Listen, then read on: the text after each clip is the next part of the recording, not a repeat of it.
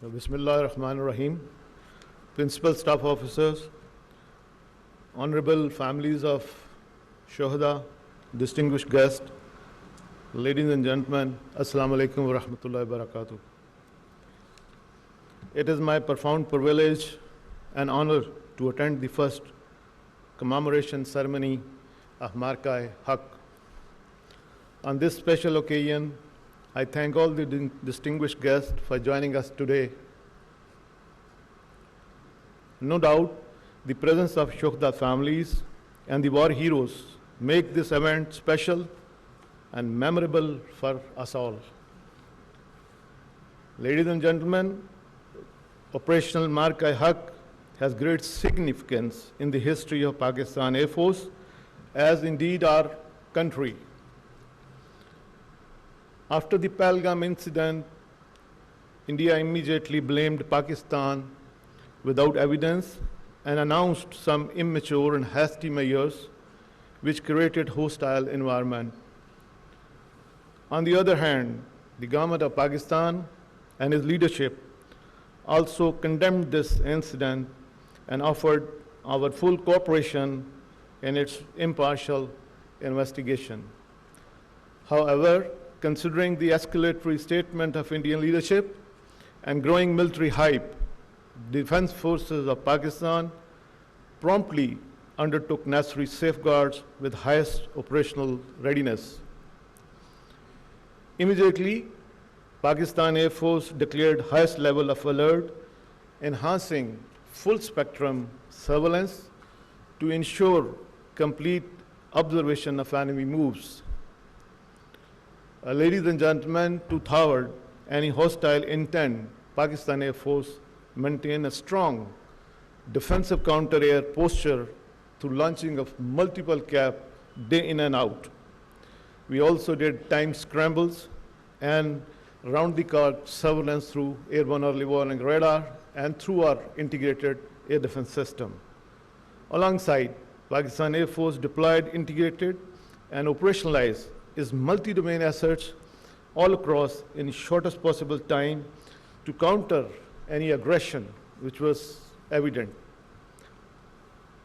IF transport fleet flew over 550 sorties to support large-scale forward deployments of its fleet and offensive weapon system, whereas Pakistan Air Force was observing each and every Indian Air Force move that was being undertaken. Indian Air Force effort to conceal its preparedness and asset were denied through bold counter moves by Pakistan Air Force. Pakistan Air Force undertook aggressive preparatory exercises and deployment in north, south, and center. Predominantly in first phase, we started to deploy towards south with an aim to, pull out the Indian aircraft which was, deployed somewhere in Ambala and Gwalior, and that was their main punch. I'm referring to the Rafale aircraft. While most of their aeroplanes like Su-30, Mirage 2000 were deployed starting from Srinagar, Avantipur, Ambala, Adampur, Jamnagar, Sirsa, Bathinda, Nalia, Bhuj, and all areas, except the Rafale aircraft, which was deployed initially in Hashimara, then moved to Ambala, and then subsequently this entire package was moved to Gwalior. And this was one of their tactics to, hide their main force. But because of the PF very aggressive posture toward the south and center, we managed to pull them, and then they started to deploy these aircraft from front to north to south areas. This forced the Indian Air Force to reconfigure and redeploy itself, therefore revealing their posture. At the same time, Pakistan Air Force concealed own deployments, strategy through deception, electronic emission, multiple redeployment, and unpredictable pattern of operation. This all ensured that the adversary remained oblivious of our plans. During this hostile buildup, Pakistan Air Force, being eyeball to eyeball with the adversary, maintained the highest state of readiness and continued to safeguard the aerial sovereignty of Pakistan. Till the wee hours of 7th May 2025, when enemy decided to launch his massive attack comprising multiple packages of high-tech aircraft all across our border from north to south. The move was picked up by Pakistan's cyber warriors much before it was detected by the traditional surveillance grid for Pakistan Air Force. Pakistan Air Force scrambled formation of J-10 and F-16 aircraft to form up strong defensive counter-air with backup of J-17 aircraft. PF Cyber Force launched its offensive targeting Indian communication hubs, power grids, and transport infrastructure, as you have seen in the montage also, causing massive power disruption in different Indian states and key military installation. Degradations of communication forced Indian Air Force to fall back on its SATCOM connectivity, especially towards the northern sector. This multi-domain interplay severely degraded Indian Air Force capability to operate as an integrated network force. What follows was the largest and longest BVR versus BVR engagement in the history of air combat. Despite being outnumbered, ladies and gentlemen, Pakistan Air Force fought aggressively, denying enemy the opportunity to enter into our airspace. The enemy was compelled to stay at a distance from our borders. In desperation, Indian Air Force launched its weapon from a stand of ranges while staying within its own territory. Immediately, these high-speed projectiles were picked up by our sensors. And to the enemy utter surprise, Pakistan Air Force, in an unprecedented switch, turns its defensive posture into offensive posture. Pakistan Air Force valiant pilots started targeting enemy top-line fighter aircraft. Within minutes, multiple Rafale jet, Su-30 MKI, Mirage 2000, MiG-29, and multi-million-dollar unmanned system were shut down. This devastating blow shocked the enemy, and Indian Air Force was not seen in air for the remaining part of the conflict. When adversary resorted to other domains of unmanned system, it also met the same fate. Out of dozens drones launched on Pakistan, none was able to return home. Our killer drones, hypersonic missile, and long-range weapon struck 16 enemy air bases within a span of about 8 to 10 hours.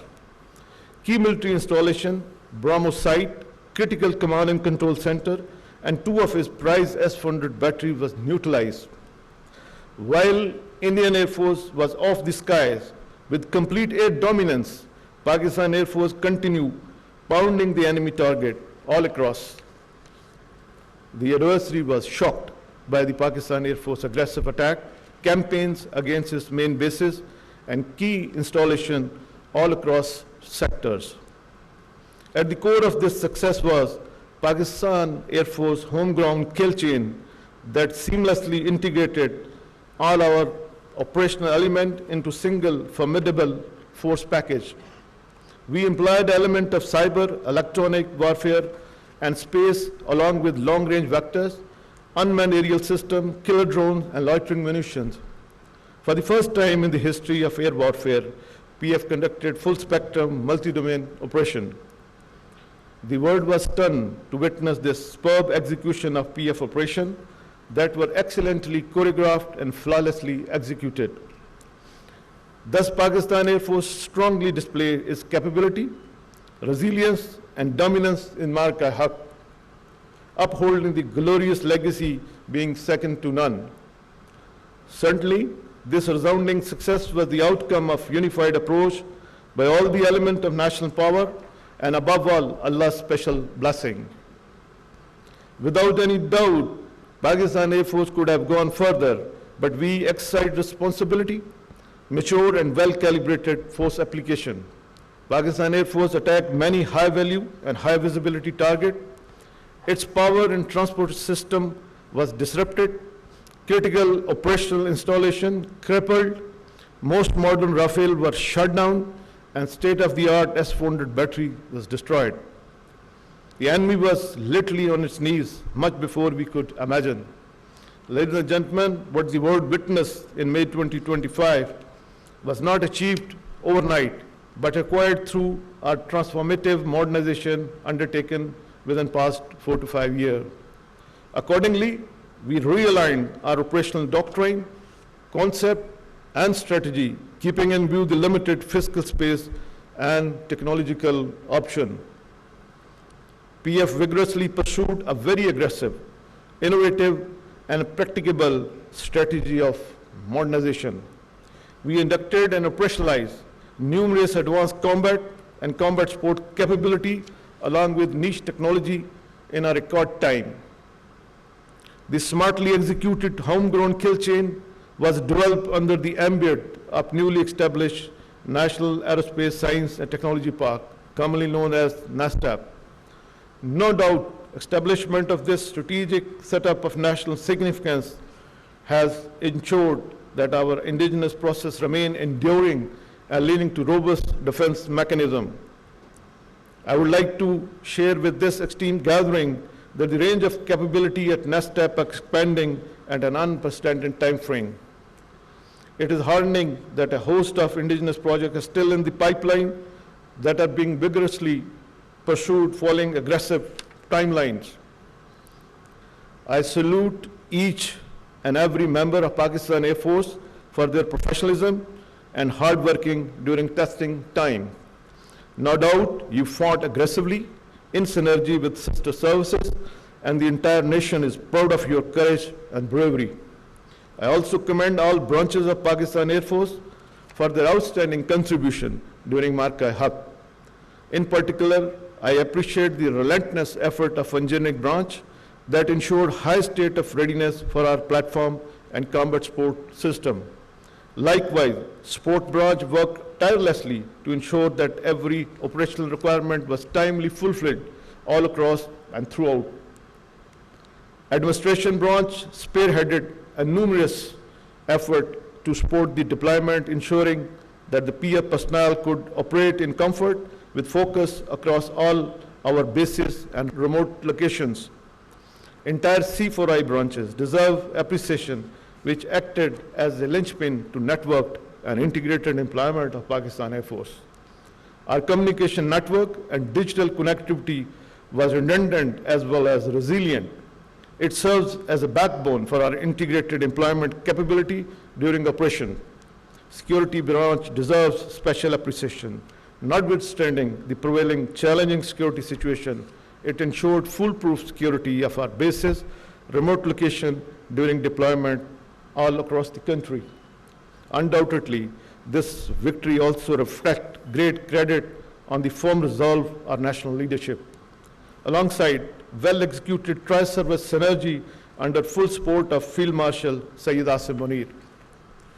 While celebrating this success with humility, we singularly remain focused on preparing hard for the future challenges. To uphold the national pride, if our sovereignty is challenged, ever engaged. On this historic occasion, I must make a special mention of our Shahada. Indeed, we are indebted to their supreme sacrifice, matchless contributions, and selfless devotion, which will always be remembered with great admiration. No doubt, they are alive in our hearts and will continue to shine in the glorious history of Pakistan Air Force. Marka-e-Haq has renowned our ancestral spirit of sacrifice, and inshallah, Pakistan Air Force will live up to the expectation of Pakistan's brave and resilient people. I assure that Pakistan Air Force will always remain a symbol of pride for this great nation. May Allah Almighty guide our endeavor to be the enduring guardian of Pakistan. Pakistan Air Force, Zindabad, Pakistan, Paindabad.